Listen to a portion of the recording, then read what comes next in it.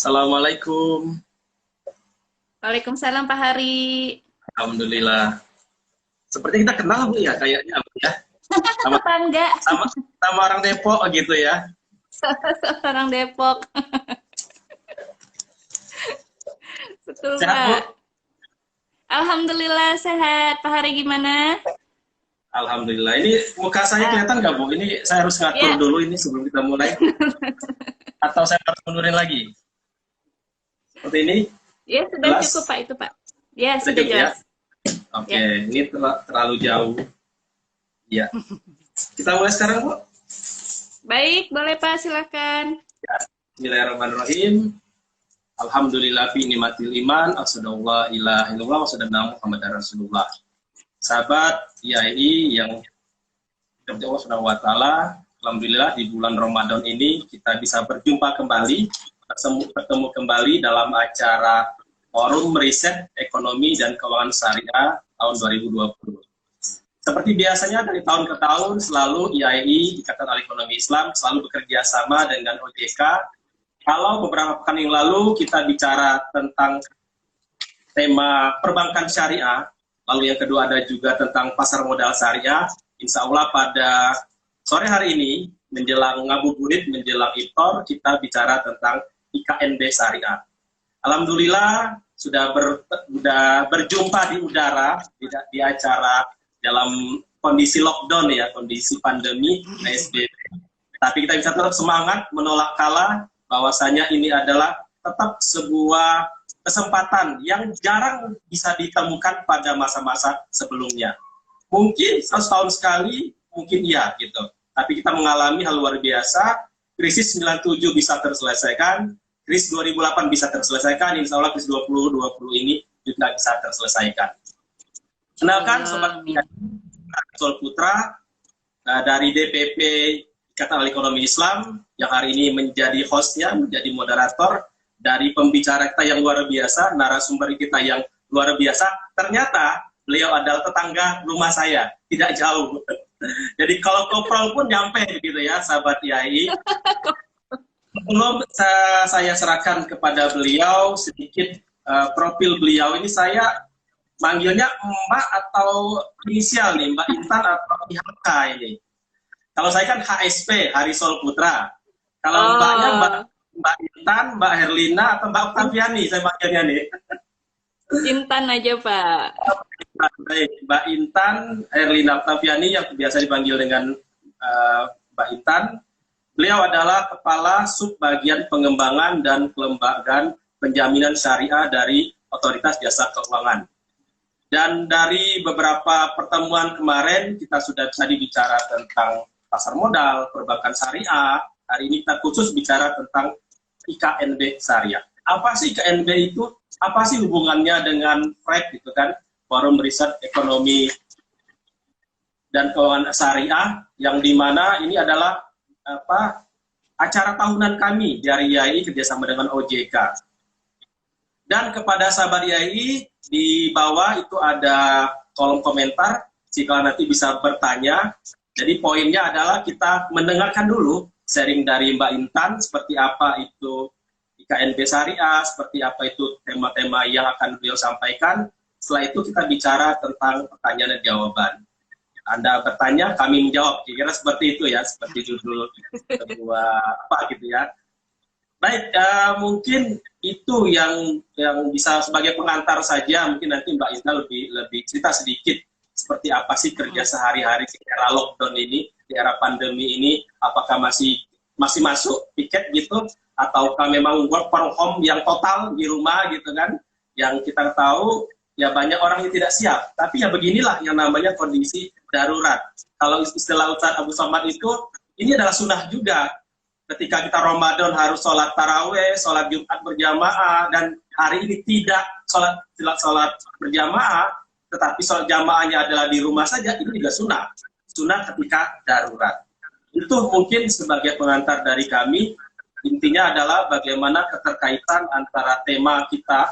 Secara umum kan, ya itu punya tema besar yang tahun 2020 ini, yang itu bicaranya tentang bagaimana sih yang namanya IAI ke depan, bagaimana sih kita melihat kondisi ekonomi syariah, ekonomi Islam, sehingga nantinya bisa sahabat IAI bisa implementasikan. Dan sekali lagi ini adalah acara, bagian dari acara FRED, jadi acara call to paper, bagaimana teman-teman para peneliti muda, dari mulai mahasiswa sampai dengan strata yang selanjutnya, lalu ada peneliti media dari S2 dan seterusnya, dan buat yang peneliti yang sudah senior, atau istilahnya adalah peneliti Scopus, yang ini terdiri dari orang-orang yang siapapun bisa ikut umum, mulai dari mahasiswa sampai dengan program doktoral. Intinya adalah kalau kita lihat dari tahun ke tahun, insya Allah hadiah tidak berubah gitu, tetap akan ada 6 pemenang dari masing-masing level, peneliti muda, peneliti media, dan peneliti Scopus. Itu mungkin yang bisa kami sampaikan lebih dulu. Silakan kepada Mbak Intan atau Kak Intan nih, lebih enak ya Kak Intan ya. Karena ini kan bicara milenial. Kak Intan aja ya, karena bicara milenial gitu ya. Kalau nanti kita masuk ke kolonial, gitu. Itu Kak Intan ya. Karena ini adalah para generasi muda, generasi zaman now, generasi milenial, jadi saya serahkan waktu kepada Kak Intan. Tafadol. Baik, terima kasih Kak Hari. Berarti saya panggilnya juga Kak Hari dong. Baik, terima kasih Kak Hari. Sebelum kita melangkah lebih lanjut tentang bagaimana hubungan Frex dengan industri keuangan dan bank syariah, pertama-tama saya perkenalkan dulu, nama saya Intan Herlina. Saya bekerja di OJK di Direktorat Industri Keuangan dan Bank Syariah.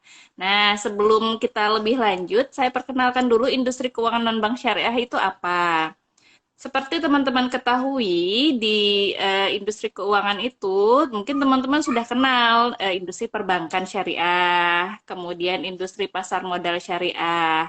Nah, tapi ada industri yang di luar itu, di luar perbankan dan di luar pasar modal syariah, yang kemudian kami jadikan satu dalam industri keuangan non-bank syariah, yang juga turut membantu perekonomian Indonesia. Saya perkenalkan satu-satu ya. Pertama, industri asuransi syariah. Nah, mungkin ini yang paling terkenal di antara semuanya. Jadi teman-teman juga sudah tahu bahwa ada industri asuransi dan ada yang syariahnya gitu. Kemudian yang kedua, dana pensiun syariah. Nah, dana pensiun syariah ini juga baru diperkenalkan di Indonesia. Masih belum banyak pelaku industrinya, tapi ongoing. Nanti kita akan tetap melakukan pengembangan di industri dana pensiun syariah ini. Selanjutnya ada industri pembiayaan syariah. Nah, ini lebih dikenal dengan leasing. Kalau misalnya teman-teman tahu leasing. Nah, di perusahaan pembiayaan atau leasing ini juga ada yang syariahnya. Itu ada sudah banyak produk-produk dari pembiayaan syariah yang ada di masyarakat. Selanjutnya, yang mungkin ini kita mulai ke yang belum banyak dikenal ya, itu ada modal ventura syariah. Nah, modal ventura syariah ini juga belum banyak dikenal, tapi rasa-rasanya sudah semakin banyak dirasakan oleh para pelaku industri-industri sudah sangat banyak menggunakan modal ventura syariah ini. Yang sedang booming sekarang adalah fintech syariah. Fintech syariah itu sedang booming sekali, dan ini juga sudah ada yang industri syariahnya. Kemudian yang banyak lagi di masyarakat adalah di lembaga keuangan mikro syariah, gitu. Lembaga keuangan mikro syariah ini juga bagian dari industri keuangan non-bank syariah yang juga banyak diteliti oleh teman-teman. Selanjutnya apalagi ya, masih banyak sih sebenarnya. Ada industri penjaminan syariah, ini juga banyaknya di belakang layar ya, industri penjaminan syariah ini. Kemudian juga, oh iya, ada pergadaian syariah. Nah, pergadaian syariah ini juga sudah sangat banyak sebenarnya di masyarakat, tapi yang paling terkenal itu di PT Pegadaian. Gitu. Jadi ada banyak sekali industri di keuangan non-bank syariah ini yang siap untuk teman-teman teliti, yang sebenarnya sudah sangat dekat dengan kehidupan kita, cuma mungkin belum ngeh, ini ada nggak sih yang syariahnya? Oh, ternyata ada gitu. Tapi bagaimana perkembangannya, kemudian bagaimana kita meningkatkannya, mengembangkannya, dan bagaimana juga apa permasalahan-permasalahan yang dihadapinya itu sesuatu yang sangat mungkin untuk teman-teman teliti, untuk teman-teman angkat, memberikan ide-idenya. Kita menawarkan banyak sekali di Frex gitu, ada mengenai pengembangannya, kemudian mengenai produk-produknya, mungkin juga pemasarannya, atau misalnya dihubungkan dengan fintech ada disrupsinya kepada lembaga keuangan, atau mungkin solusi-solusi yang bisa diberikan teman-teman terhadap industri keuangan non-bank syariah ini. Begitu dulu Pak Hari, mungkin penjelasan dari saya mengenai industri keuangan non-bank syariah.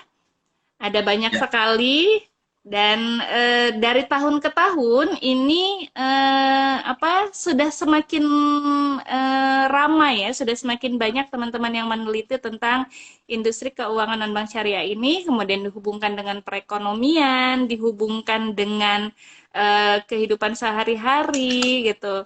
Ada banyak ide-ide segar yang diberikan oleh teman-teman dan kami tunggu untuk tahun ini. Begitu Pak Hari. Siap. Kalau tadi kan saya bicaranya Kak Intan, ini tiba-tiba jadi Pak Hari lagi, ini kolonial lagi nih. Ya maaf. Baik Kak Intan, ini kan kalau kita bicara tema tahun ini, 2020 ini, membangun ekonomi dan keuangan syariah yang berkelanjutan atau sustainable gitu ya, melalui sinergi pengembangan industri halal, adopsi teknologi, dan inklusi keuangan. Ya kalau kita bicara inklusi keuangan sendiri itu kita ya harus mengurut data ya, bahwasanya masih banyak kita itu yang mungkin belum mengenal gitu kan produk-produk dari keuangan gitu kan. Ini bicara about inklusi keuangan. Kita bicara tentang tren hari ini, ternyata ada istilah fintech, finansial teknologi. Tapi ada juga istilah techfin, teknologi finansial misalkan seperti itu. Ini kan sebenarnya tema-tema yang menarik yang teman-teman sahabatnya ini bisa ulik ya, bisa eksplorasi, bisa cari datanya banyak sekali, dan sudah bertumbuh ini. Ini kan kita bicara tren sekarang ini. Trennya tentu bicara tentang smartphone. Sekarang saja yang namanya uang kertas itu sudah relatif orang tinggalkan. Apalagi takut dengan corona ya, takut dengan COVID-19 ini. Tetapi dengan adanya teknologi finansial teknologi, dengan adanya tren ke depan, tadi Kak Intan juga bicara disrupsi, seperti apanya, begitu. Ini kan jadi hal yang menarik kita bisa eksplorasi. Dan tentu beda, zaman saya kuliah dulu, mungkin belum dikenal lah hal-hal seperti ini. Nggak kebayang kita bisa live berdua gitu, online seperti ini, walaupun secara fisik kita di mana, tetapi secara udara kita bisa gitu. Nah ini hal yang luar biasa. Dan ekonomi syariah, ekonomi Islam itu juga melihat ini sebuah hal yang positif. Nah, tinggal bagaimana rambu-rambunya, jangan sampai kebablasan. Ini kan yang sebenarnya kita inginkan. Jadi, ketika kita bicara penelitian, kita mau bereksplorasi sebuah data pun, ini juga harus berbasis yang memiliki manfaat paling banyak terhadap keberlangsungan umat manusia ini. Kak Intan, kalau kita bicara tentang para peneliti ya, muda, Madya, Scopus dan lain-lain ini.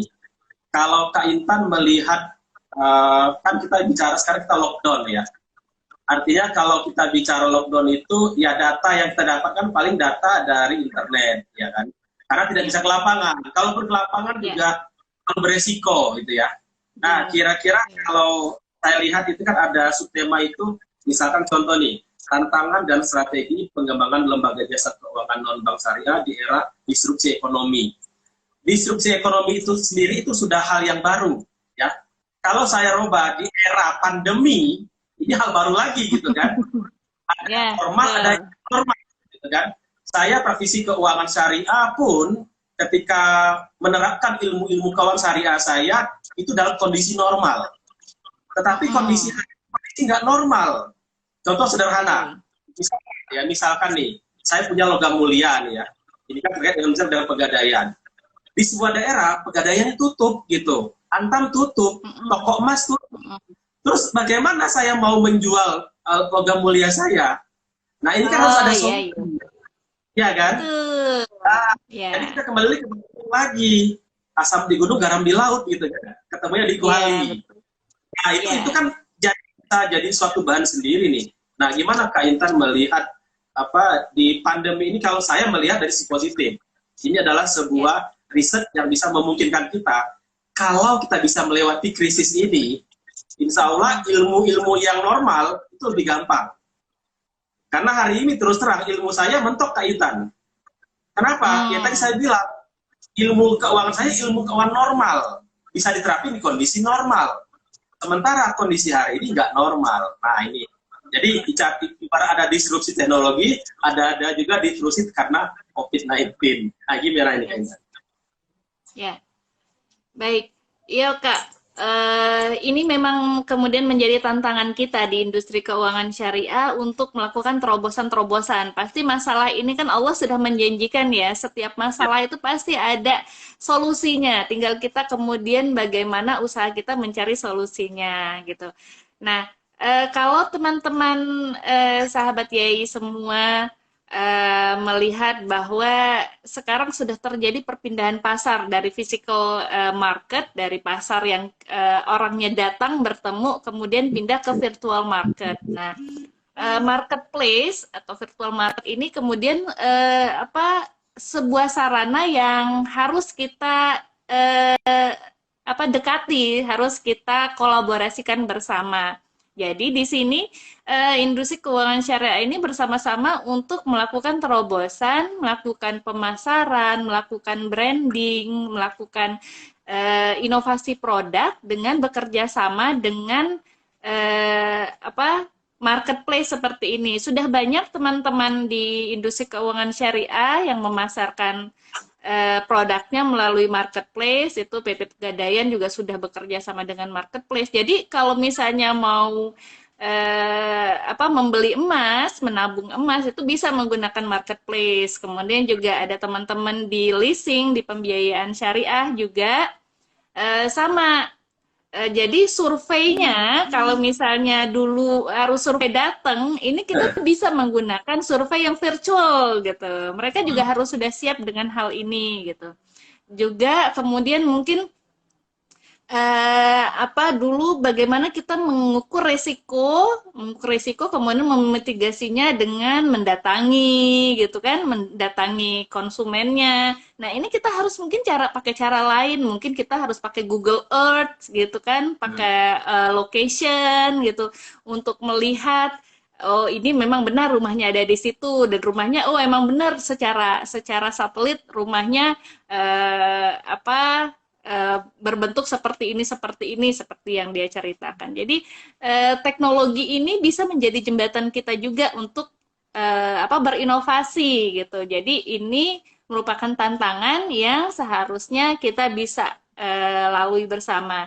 Dan ekonomi syariah mengajarkan kita untuk berukhuwah gitu di sini bersama-sama. Jadi bukan sendiri-sendiri di sini. Jadi di industri keuangan syariah, terutama dengan institusi non-bank, ini mengajarkan kita untuk sama-sama saling membantu gitu di sini. Jadi di sini industri keuangan non-bank syariah tidak bisa berdiri sendiri, dia harus mendekatkan dirinya kepada ekonomi gitu.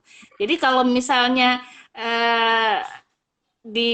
tidak ada efeknya, itu industri keuangan non bank itu tidak bisa berjalan gitu. Jadi dia memang harus berdekatan dengan ekonomi syariah. Jadi ketika ekonominya itu berjalan, maka industri keuangan non bank syariah itu mau tidak mau juga harus mendampingi, harus ikut serta. Begitu, Kak Hari. berarti kalau dalam bahasa tadi kan kaitan bicara ukhuwah gitu ya. Kalau bahasa anak milenial ini kan itu sebenarnya kolaborasi. Kalau kolaborasi itu saya gambarkan seperti para Avenger lah ya. Jadi kalau ada Superman, dia kerja sendiri, mikirin sendiri. Kalau para Avenger itu walaupun mereka punya kekuatan sendiri, itu bergabung gitu ya. Nah, seperti itulah yang kita harapkan ke depannya. Jadi memang akhirnya menyesuaikan dengan tahapan juga. Bahwasanya tetap esensi keuangan syariah, esensi ekonomi Islam tidak berubah, tetapi mengembangkannya dalam subteknologi. Kak Intan, ini ada hal yang menarik juga ini. Kan sebagai orang dalam, tanda petik ya, orang dalam nih, orang OJK, tentu kan nanti seluruh yang namanya paper ini masuk ke OJK, walaupun dengan proses dan ya. Kira-kira nih, apa sih yang Kak Intan khususnya mungkin OJK umumnya harapkan untuk pengembangan secara regulasi agar yang namanya ekosistem, kan lagi-lagi kita bicara ekosistem. Kalau saya bilang contoh misalkan dulu tidak ada istilah namanya GoFood dan segala macam gitu kan, tapi hari ini sudah ada ekosistem itu, mulai dari yang masak sampai dengan yang makan dan seterusnya. Nah, dalam konteks ekonomi Islam, ekonomi syariah, kira-kira misalkan ada yang meneliti dari sisi IKNBS gitu kan, apa sih yang sebenarnya diharapin dari OJK atau khususnya di bidang Kak Intan sendiri terkait pengembangan regulasi IKNBS ini? Baik. Di kami dalam pembuatan regulasi itu harus didasarkan pada research, jadi research based regulation. Nah, dari paper-paper yang masuk itu akan bisa memberikan insight kepada kami apa yang harusnya diatur, diregulate, karena kemungkinan ada regulasi-regulasi yang sudah pernah kami keluarkan itu malah menghambat atau tujuannya untuk mengembangkan malah tidak bisa mengembangkan, mungkin karena ada tools-tools yang tidak kami perhatikan. Jadi harapannya dari paper-paper yang masuk ini kami bisa mengetahui sisi-sisi mana saja yang harus diperbaiki gitu. Ini sudah banyak sebenarnya yang kami ambil dari paper-paper tahun sebelumnya, seperti dalam pengembangan funding dari perusahaan pembiayaan, perusahaan modal ventura. Untuk beberapa tahun terakhir ini kami sudah membuka funding dari wakaf gitu. Karena apa? Karena kami merasa ketika wakaf dijadikan sebagai pendanaan dari perusahaan modal ventura dan perusahaan pembiayaan, itu akan lebih menekan cost dari perusahaan pembiayaan dan perusahaan modal ventura tersebut. Dan juga kebalikannya, keuntungan yang diraih oleh perusahaan pembiayaan dan perusahaan modal ventura ini akan kembali kepada kembali kepada mauquf alaihnya, penerima wakafnya, sehingga akan menaikkan lagi efeknya kegunaan dari wakaf tersebut. Jadi di sini masuk ke dalam wakaf produktif gitu. Ini salah satu masukan yang kami ambil dari paper-paper yang dari Frex, dan ada banyak lagi pengaturan-pengaturan yang kami ambil dari paper Frex yang bisa memberikan insight kepada kami, ide kepada kami bagaimana meregulasi industri keuangan non-bank syariah di Indonesia ini. Gitu Kak Hari. Ya. Jadi sangat ditunggu ya. Ya.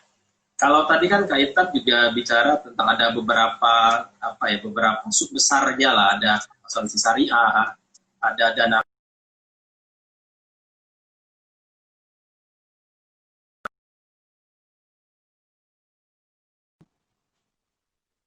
ya. Ada dana pensiun, ada juga pegadaian syariah, pembiayaan syariah atau leasing syariah, ada modal ventura. Ini kan banyak item-item yang kita bisa ambil satu tema besarnya, lalu kita detailkan gitu kan. Tentu sebagai bagi yang sudah terbiasa meneliti, mungkin gampang saja mencari data gitu kan. Yang tadi seperti kata Kak Intan, kita bisa survei via online dan lain-lain. Tapi bagaimana yang sama sekali ini baru mengenal ini Kak Intan, baru mengenal IKNBS itu, lalu dia tertarik untuk meneliti. Kira-kira di mana sih peserta itu bisa mencari referensi terkait tren atau regulasi dari IKNBS gitu. Ini yang peneliti yang muda, yang baru mungkin mahasiswa baru ya. Gitu. Nah itu di mana itu? Apakah perpustakaan di mana segala macam? Iya. Karena kita di masa pandemi ini, jadi kita mainnya online aja ya Kak ya. Ya. Nah, boleh berkunjung ke website OJK. Di situ juga ada pengetahuan tentang industri keuangan non-bank syariah. Kemudian di website Aku Cinta Keuangan Syariah juga ada mengenai industri keuangan non-bank syariah. Untuk data-datanya, teman-teman bisa ambil di statistik di website OJK.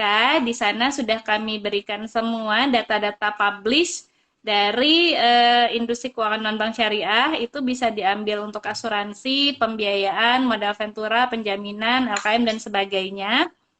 Dan memang data-data ini tidak sebanyak data di perbankan dan pasar modal, karena kami baru membangun sistemnya itu selama OJK, jadi baru dari tahun 2013 kami bangun, masih belum seramai, secanggih, sebanyak di industri perbankan dan pasar modal syariah, tapi insya Allah sudah cukup untuk memberikan insight kepada teman-teman bagaimana industri keuangan non-bank syariah itu sendiri. Kemudian karena ini jadi industri keuangan non-bank syariah itu kan cuma merupakan gabungan ya. Jadi tetap nanti teman-teman menelitinya, mencari datanya juga itu tetap dicari satu-satu. Jadi misalnya ingin fokus ke asuransi syariah, maka carilah data tentang asuransi syariah gitu, pengetahuan tentang asuransi syariah. Kemudian juga kalau misalnya mau cari tentang fintech syariah juga bisa gitu. Jadi masuk lagi ke dalam, fokus ke industrinya masing-masing. Gitu Kak. Dan kalau misalnya ada pertanyaan lebih lanjut, boleh DM ke Instagram kami IKNB Syariah. Nanti kakak-kakak di OJK akan membantu teman-teman bagaimana caranya mencari data atau menjawab pertanyaan yang dirasa masih belum bisa didapat, dan supaya lebih firm ya dengan apa yang akan ditelitinya. Gitu Kak Hari. Ya, berarti ada beberapa kayak antaranya tadi Aku Cinta Keuangan Syariah.com ya. Lalu ada di OJK itu di bagian statistiknya juga bisa langsung DM via IG-nya IKNB Syariah ya. Juga bisa dibuka sahabat YAI itu di risetsyariah.ojk.go.id/prex gitu ya. Nah ini ada beberapa yang kita bisa teliti dahulu. Jadi misal begini, ketika pertama kali saya mau membuat tulisan, saya masih ingat tuh Kak Intan, jadi tahun 96 sampai 99, saya itu memang bukan peneliti, tapi saya untuk mulai menulis ya. Untuk mulai menulis itu memang sih motivasi saya memang motivasinya uang gitu ya. Tetapi ada hal yang saya mungkin bisa sharing sedikit sebelum nanti Kak Intan bisa nambahin, bahwasanya ketika kita itu menuliskan sesuatu, kalau saya kebetulan dulu ketua koperasi mahasiswa, memang pada zaman itu belum berkembang sih koperasi syariah. Tapi minimal saya sudah menuliskan di koran Kedaulatan Rakyat. Lalu setelah saya dapat komisi dari sana, saya dapat fee dari sana, saya mendatangi fakultas tempat dekannya, saya datangin, dan alhamdulillah saya dapat juga tanda terima kasih lah. Lalu kenapa? Karena ada embel-embel Fakultas Teknologi Industrinya. Naik lagi ke universitas, saya dapat lagi dari pembantu rektornya. Yang artinya apa? Secara kebanggaan saya sudah bisa mempopulerkan kampus saya, kan? Ini salah satu motivasi. Nah, kalau kita bicara tentang meneliti, ini bukan cuma sudah tulisan populer, tetapi kalau kita bicara konteksnya adalah menulis, tetap akan ada pengantar, ada isi, ada kesimpulan, kan seperti itu. Sehingga ketika sahabat IAI itu akan mengambil sebuah tema, sebuah topik, dan akan meriset apa, baik via langsung atau via online, paling tidak sudah punya gambaran jelas dulu. Tadi Kak Intan sudah bicara tentang, misalkan tentang asuransi syariah. Berarti kita harus membandingkan dulu apa itu asuransi yang konvensional, apa itu yang syariah. Lalu yang kedua, bagaimana regulasi itu berjalan. Nanti ada celah-celahnya. Nah, celah-celah inilah sebenarnya kita bisa tuliskan. Bisa buat semacam tanda petik, kesimpulan sementara, akhirnya kita bisa merisetnya. Nah, Kak Intan, ini saya lihat ada beberapa ya. beberapa pertanyaan yang kalau kita lihat ini cukup banyak ya. Contoh, ini saya ambil misalkan dari Erni Juliana 76 ya. Saya nggak tahu nih apakah relevan apa tidak. Pertanyaan begini, apakah tema zakat dalam peranannya membantu UMKM masuk kategori ini? Kan kita tahu tadi Kak Intan bicara tentang cash ya, tentang wakaf produktif ya. Nah, tentu dengan keterkaitan UMKM yang hampir agak terpuruk hari ini, apakah tema zakat tersebut bisa masuk dalam tema ini, Kak Intan? Ini pertanyaan dari Erni Juliana 76. Baik, terima kasih untuk Erni Juliana. Untuk tema zakat juga bisa dimasukkan dalam segmen ini, dikaitkan dengan nanti ke industri syariahnya, jadi ya, bagaimana dia membantu UMKM, bagaimana caranya, atau bagaimana dia masuknya, atau program-program apa saja yang bisa dibantu oleh zakat untuk mengembangkan UMKM. Dan saran saya untuk tema zakat ini juga kaitkan juga dengan lembaga keuangan syariahnya. Jadi lebih kaya dia nanti pemahamannya. Jadi bukan hanya zakat itu berdiri sendiri, tapi bagaimana dia membantu UMKM-nya, kemudian hubungannya dengan lembaga keuangan syariah, sehingga di sini akan ada keterkaitan antara ekonomi syariahnya, kemudian lembaga keuangan syariahnya, dan juga dana sosial sebagai jembatan dalam melakukan membantu UMKM ini. Gitu mungkin, Kak. Ya, ini ada juga yang menarik, Kak Intan, ini dari Riana Dito. Hal apa saja yang harus diperhatikan saat meneliti industri keuangan non-bank yang begitu banyak, non-bank syariah maksudnya yang begitu banyak, Kak Intan? Ya. Ini kan variabelnya banyak nih, kita harus spesifikkan sampai 3, itu gimana, Kak Intan? Baik, nah lebih baik teman-teman mengambil satu industri saja, misalnya ini fintech, misalnya yang sedang hangat-hangatnya sekarang. Kemudian kaitkan itu dengan industri realnya, ekonomi syariahnya, gitu. Bagaimana dia membantunya, cara dia membantunya itu bagaimana. Atau kemudian produk dari fintech yang belum ada ya. Mungkin kalau yang ada sekarang mungkin sudah banyak, teman-teman sudah banyak meneliti. Tapi karena fintech di sini sangat fleksibel gitu, karena dia sebagai jembatan antara pendana dengan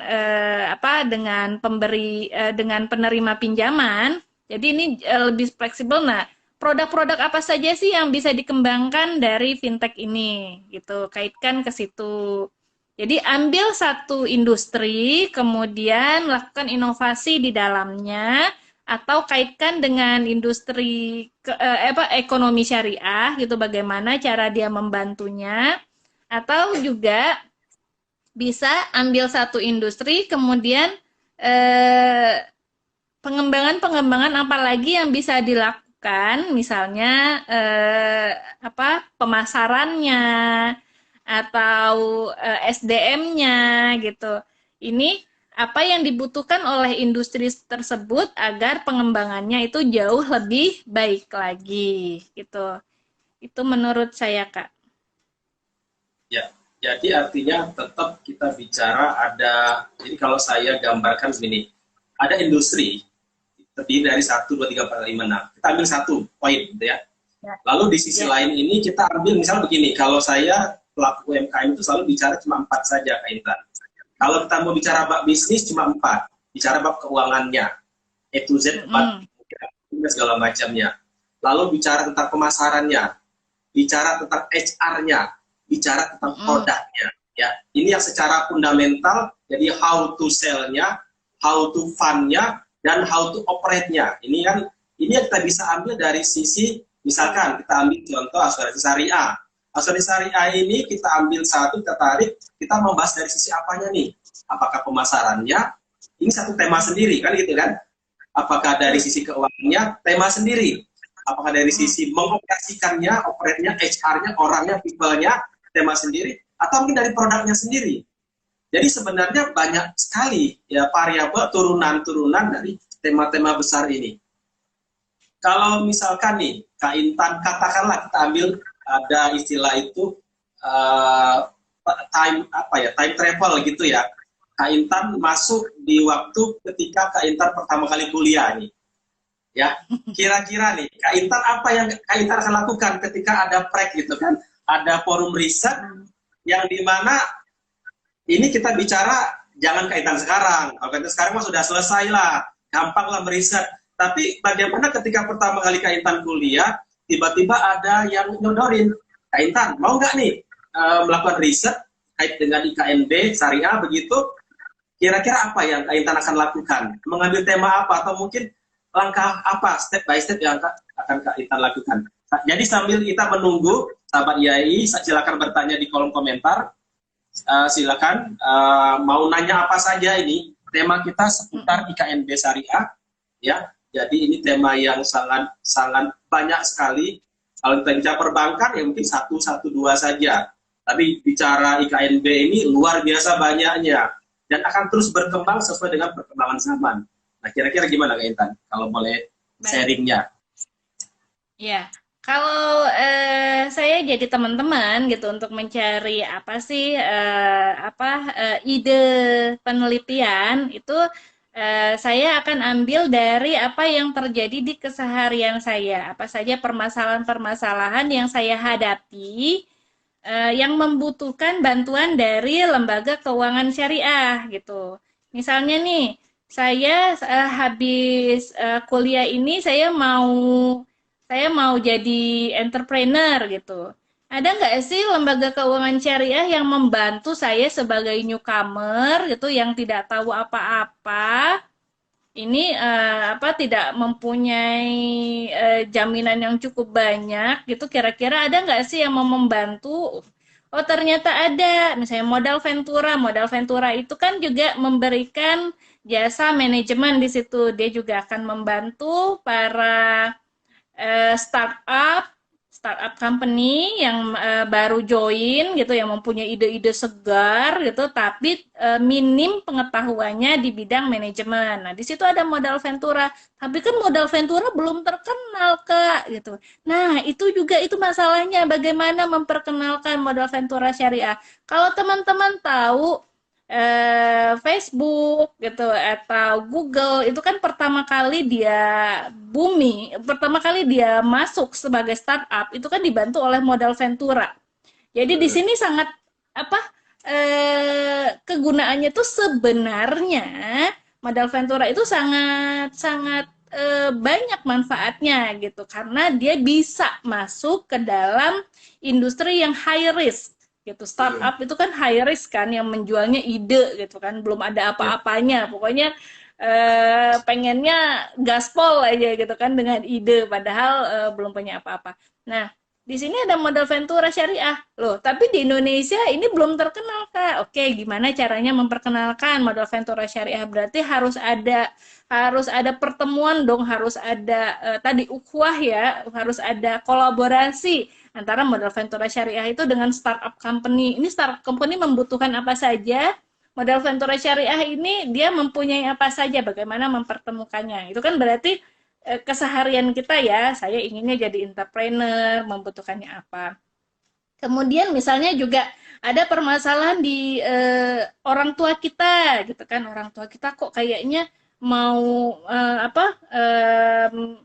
cari pendanaan pembiayaan ke bank kok kayaknya susah ya, karena apa? Oh karena nggak ada jaminan. Loh memangnya nggak ada solusi gitu, solusinya apa? Ternyata ada penjaminan syariah. Penjaminan syariah itu dia bisa memberikan jaminan kepada orang-orang, kepada yang membutuhkan pembiayaan tapi tidak mempunyai jaminan. Tapi kan sama, tidak terkenal Kak. Iya, karena dia di belakang layar. Nah, kalau dia di belakang layar, terus efeknya gimana?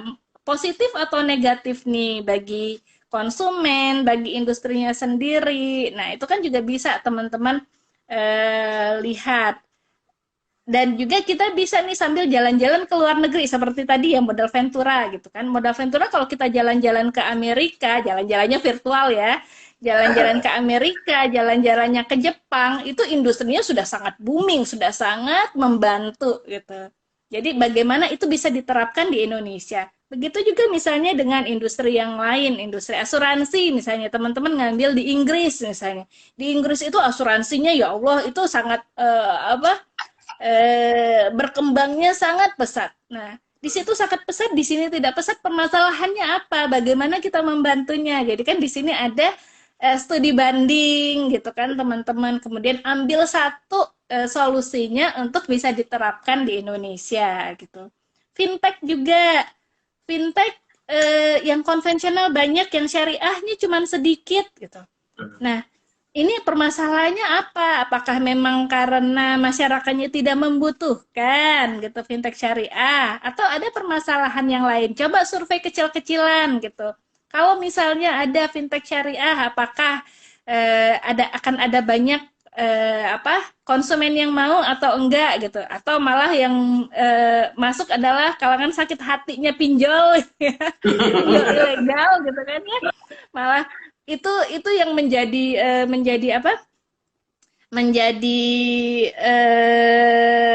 mereka malah ayo udah terserah lah, ada yang syariah ada yang nggak syariah gitu kan. Mungkin menurut mereka itu tidak malah menjadi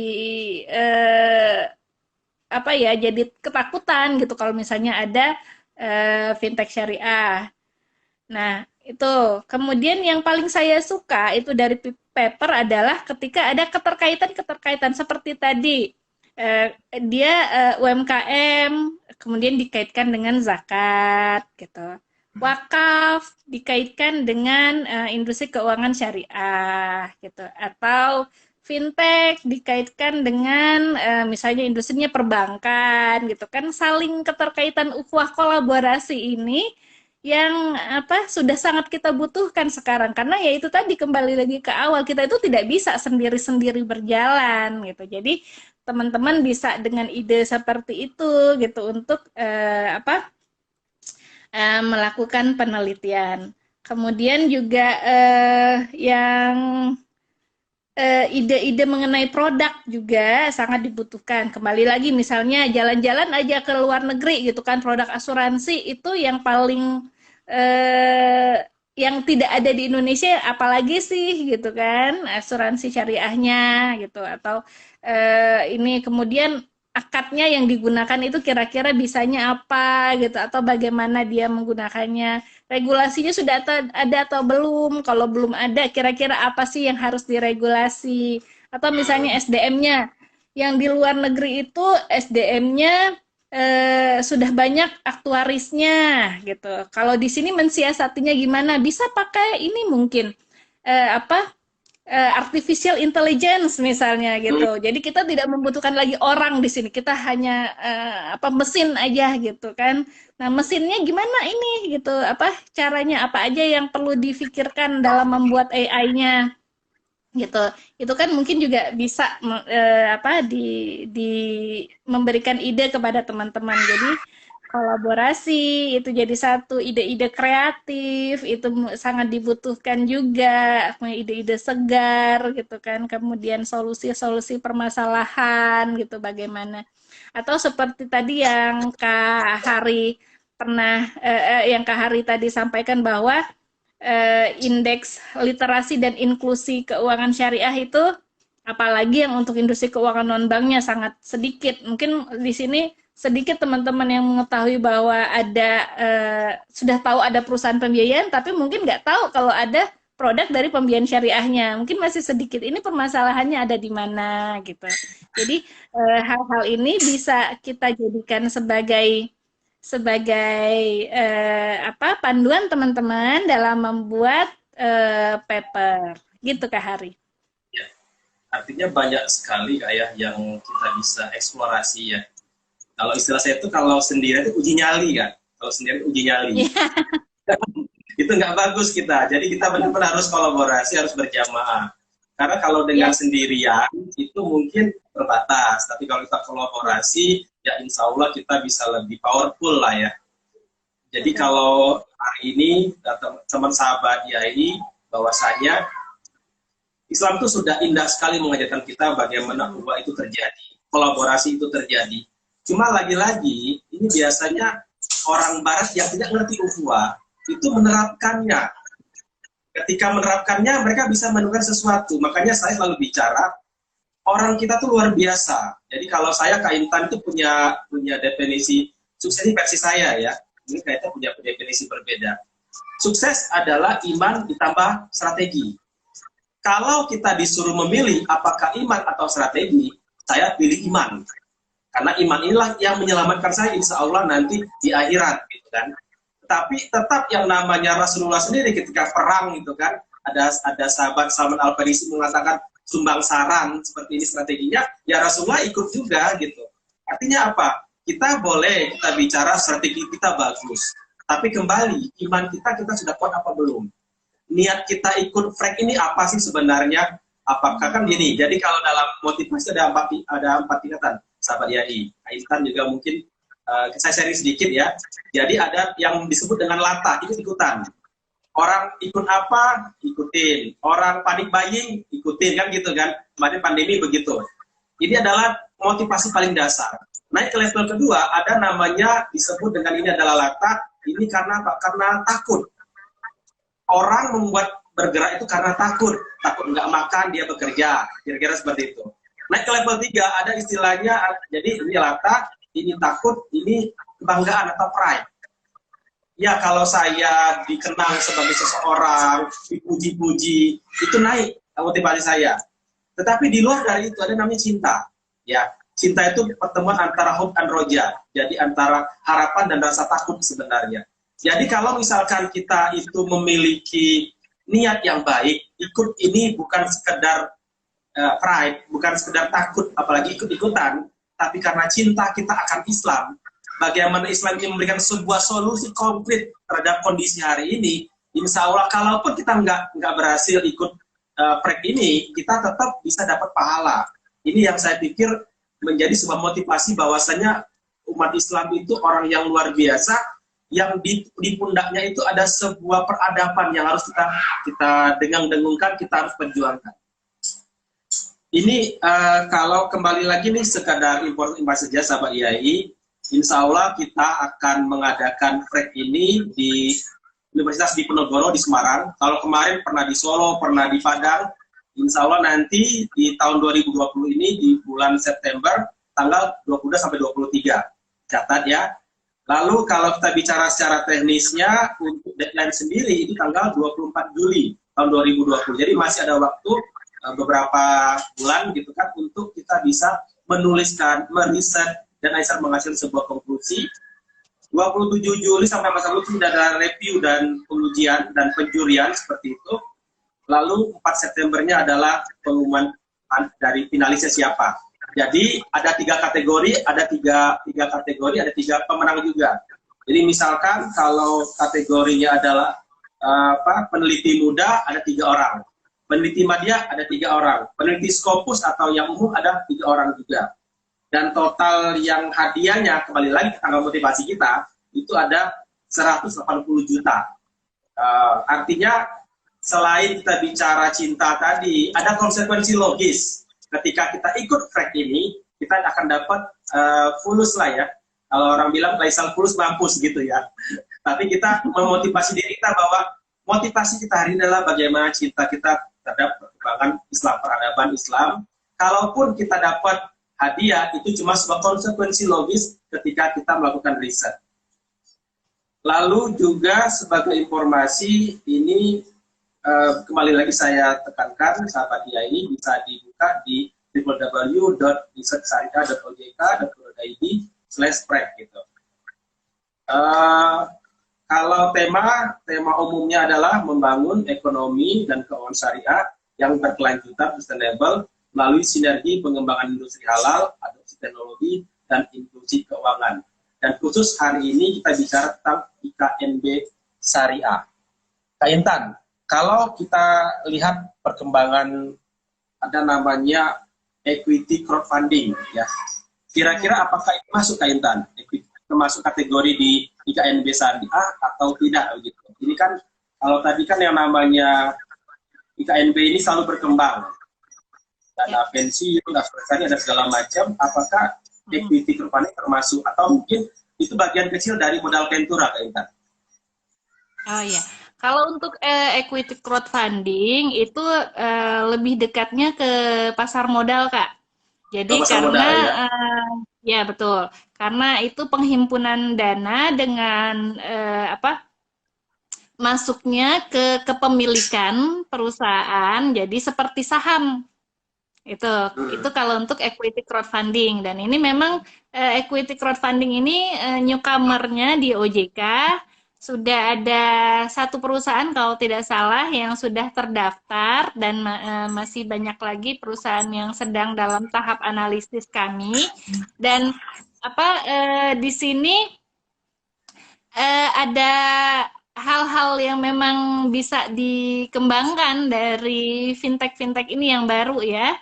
Jadi kalau di fintech itu kan ada equity crowdfunding, kemudian ada juga peer-to-peer lending, kemudian ada juga yang untuk fintech pembayaran, pembayaran, kemudian ada juga di sini yang apa yang paling ini adalah fintech agregator. Jadi penunjang fintech yang menunjang gitu, menunjang kegiatan dari industri keuangan syariah, dan ini sangat banyak sekali untuk yang agregator ini karena ini yang sangat berkembang. Jadi mungkin kalau misalnya dulu bank atau lembaga keuangan syariah itu butuh apa data mengenai kredit gitu, ini mungkin juga ada agregatornya yang sudah siap gitu. Jadi di sini cost-nya dari bank kemudian bisa kecil gitu karena sudah bisa dalam tanda petik di outsource ke agregator di fintech ini gitu. Ada juga banyak fintech-fintech yang lain agregator yang sudah apa berkembang, dan ini sangat terbuka kemungkinan akan ada tambahan-tambahan lain gitu di sini. Gitu Kak. Ya. Kak Intan, ini ada juga dari Kang Asep nih, M26, Asep M26.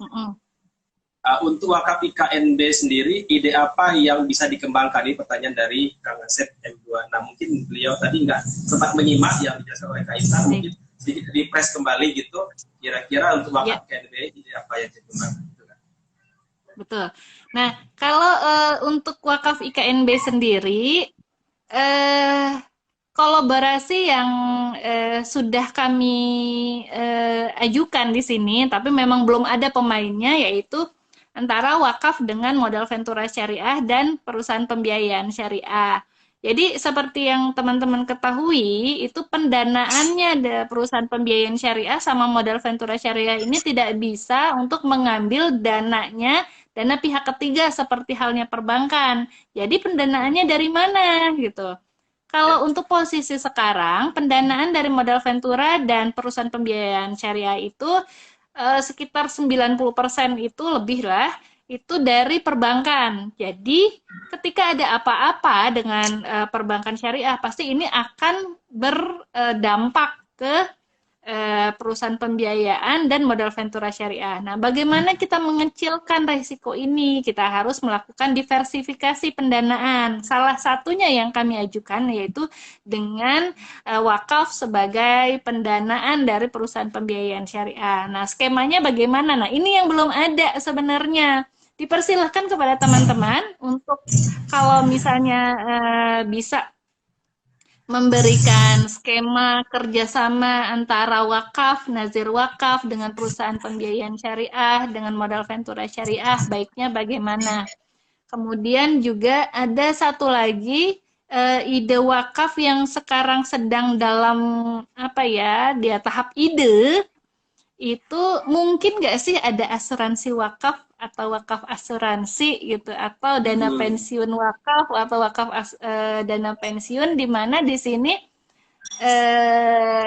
kontribusinya atau preminya ini juga bisa berkolaborasi dengan wakaf, atau nanti manfaatnya pertanggungannya itu nanti dikaitkan dengan wakaf. Bisa nggak sih itu terjadi dalam tahapan ide sih sebenarnya bisa, tapi mungkin teman-teman bisa membantu bagaimana nanti mereka ini saling bekerja sama memberikan manfaat yang sama-sama bagus ya, win-win solution antara wakaf dengan asuransi atau dana pensiun gitu.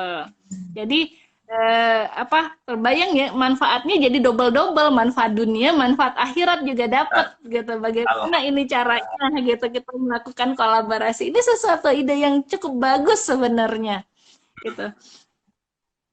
Itu Kak yang untuk wakaf. Ini sebenarnya saya mau eksplorasi lagi nih Kak, cuma waktu kita tinggal 5 menit ke depan ini, jadi terpaksa dengan tidak mengurangi teman-teman yang baru hadir gitu, tapi ini akan kita nanti bisa didapatkan cara offline-nya. Kak Intan, ini kan kita udah panjang lebar nih cerita dari mulai percakapan, terus kira-kira tema apa dan segala macam. Kira-kira pesan Kak Intan nih sebagai tim dari OJK buat peneliti muda, Madya dan Scopus ini untuk biar bisa menggelorakan sinerginya menjadi para Avengers sejati, bukan para Superman, karena Superman is dead gitu ya. Ini seperti apa Kak Intan? Mungkin itu jadi sebuah konklusi juga, kira-kira seperti apa sehingga kedepannya kita punya masalah selalu ada solusi dari sisi syariah. Semakin banyak masalah itu sebenarnya kita untuk dilakukan pemikiran kita, hati kita itu memberikan solusi. Silakan Kak Intan, sekaligus juga closing statement dari Kak Intan. Baik, terima kasih. Teman-teman semua, penelitian di industri keuangan non-bank syariah ini belum terlalu banyak gitu. Jadi sangat terbuka kemungkinan untuk ide-ide yang baru, ide-ide yang tidak pasaran. Kalau misalnya teman-teman ke industri perbankan syariah dan pasar modal syariah itu sudah sangat banyak penelitian yang dilakukan. Sehingga dengan masih sedikitnya ini sebenarnya teman-teman untuk berselancarnya ini akan jauh lebih mudah gitu. Tidak banyak orang-orang yang melakukan hal yang sama. Tapi mungkin di sisi lain kesulitannya adalah ketika menjadi peneliti yang baru di bidang yang baru, maka guideline untuk menelitinya itu menjadi akan susah. Nah, untuk itulah kalau misalnya teman-teman ada kesulitan mengenai penelitian di industri keuangan non-bank syariah, boleh DM kami di Instagram kami IKNB Syariah. Nanti kami akan bantu bagaimana teman-teman menemukan solusi dari permasalahan-permasalahan. Kami sangat tunggu penelitiannya, riset-riset dari teman-teman, karena nanti riset-riset ini akan kami jadikan sebagai dasar dalam meregulasi, dalam membuat peraturan di industri keuangan non-bank syariah ini. Terima kasih atas paper yang masuk, ide-ide yang masuk. Kami sangat tunggu juga teman-teman yang lain untuk juga join di Frex tahun ini. Terima kasih Kak Hari. Ya, terima kasih Kak Intan. Sahabat IAI, ini hal yang luar biasa. Kolaborasi kembali, kita sudah seperti saudara dengan OJK, setiap tahun selalu melakukan kolaborasi seperti ini. Dan tadi sahabat IAI, kalau kita kesulitan, apakah terkait dengan tema, terkait dengan apapun misalkan, ini ada rujukannya di Instagram ini ada IKNB Syariah. Insya Allah kakak-kakak kita di OJK, khususnya di IKNB Syariah ini akan menjawab, memberikan solusi juga. Jadi sebenarnya kita itu sudah enak di era sekarang. Kalau dulu kita benar-benar mencari, ibarat mencari jarum di atas jerami, susahnya minta ampun. Hari ini tinggal klik, tinggal pencet-pencet, tinggal kita bicara, insya Allah solusi itu di depan mata kita. Tinggal masalahnya kita mau bergerak apa tidak. Saya tidak akan menyimpulkan kembali karena Kak Intan sudah sangat menjelaskan, sahabat IAI. Tapi yang pastinya adalah kami tunggu. Ini deadline masih ada, itu tanggal 24 Juli.